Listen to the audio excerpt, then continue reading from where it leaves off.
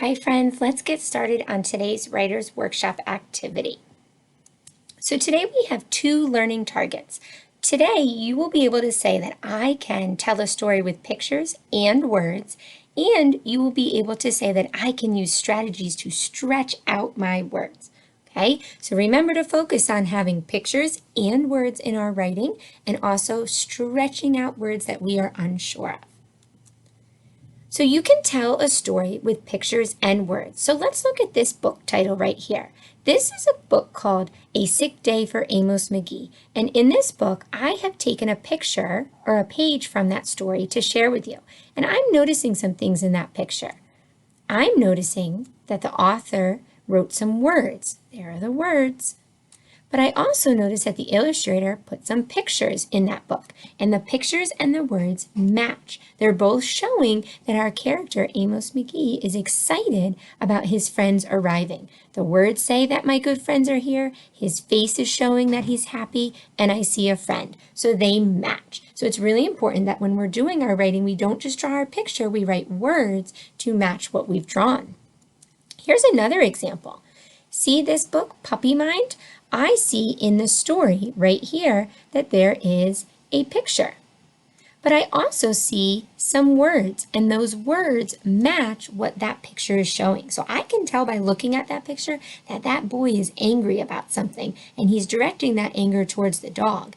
And the words are talking about how he's having a hard time getting his dog to do what he's wanting him to do.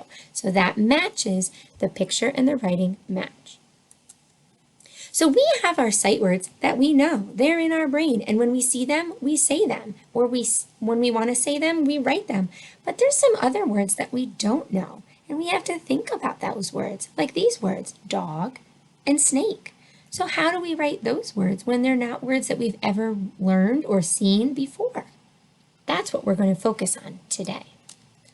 So here I have our decoding strategy posters that we see in our classroom. And these are talking about lips the fish, stretchy snake, and chunky monkey. Now remember, lips the fish gets our mouth ready for that first sound in a word. Like my name, Mrs. King, that first sound is k, k. I know I need to match a K with that sound. Now that next strategy is called stretchy snake. When we have stretchy snake, we take all the sounds in the word and we stretch them out. So I don't just say, my name is K. That's just the first sound. My name is K-ing. I heard a lot of sounds when I stretched that out. And then my last strategy is chunky monkey. And chunky monkey helps us be more efficient when we're reading or writing because we can find chunks inside of words. Like my name, again, King, I hear K-ing. I know ing, that's I-N-G. So I'm listening for those chunks when I stretch my words, so it's easier and quicker for me to write the words. So let's try some. Here I have a picture of a cat. Notice in the top corner there are eyes watching. That means you are watching Mrs. King take her turn. Then we'll take some turns together. So I have a picture of a cat. Let me pop my sounds in cat. K, at. I heard 3 sounds when I stretched it out like a snake. K, at. So that would say k, k. It could be a C or a K. At. Now, some of you may have chunked it a little differently. Maybe when you see a cat, you know it's k, at, like our at family. So perhaps you had this part chunked together. And that's great, friends. Everybody hears things a little bit differently. So we want to make sure that we practice them all those different ways so everybody can feel successful. Let's go to the next one. I'm noticing this one has a pencil. I would like you to follow along with me while I do this one. So go ahead and pause our video if you need to so you can get your paper and your pencil and you can stretch this one out with us. All right, let's go.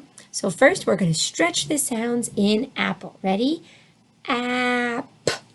Oh, app, oh. How many sounds did you hear, friends?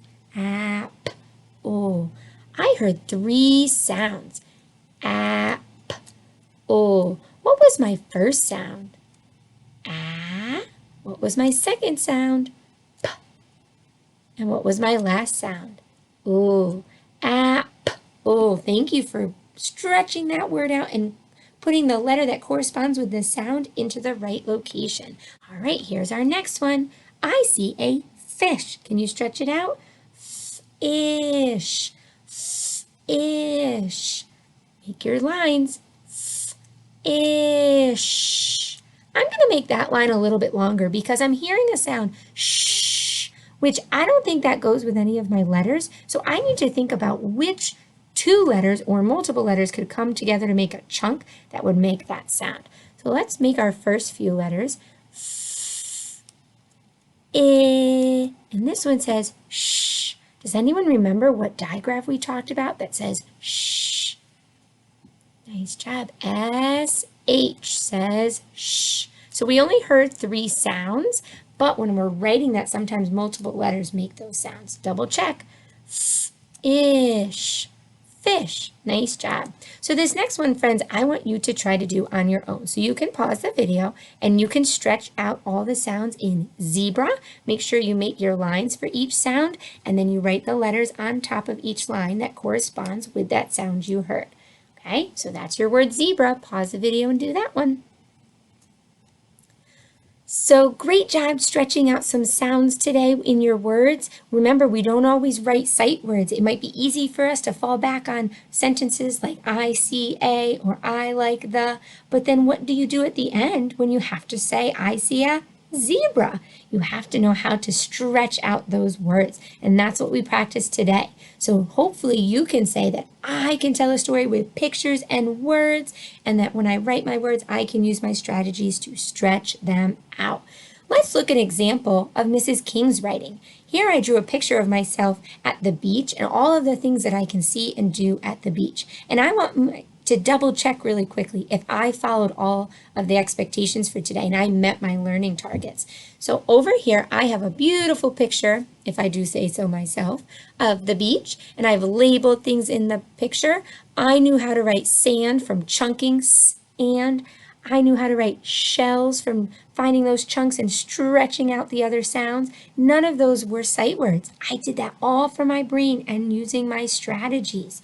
Then I used those labels to help me write my sentences. So let's double check. Does Mrs. King have a picture?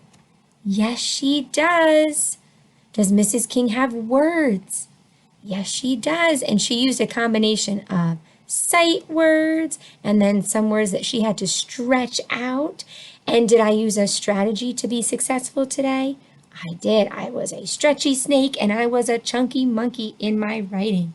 So friends, I hope you do an excellent job on your writing today. Make sure you set the timer so that you're writing for the whole time, and that while you're writing, you're using your resources and the strategies that we talked about today.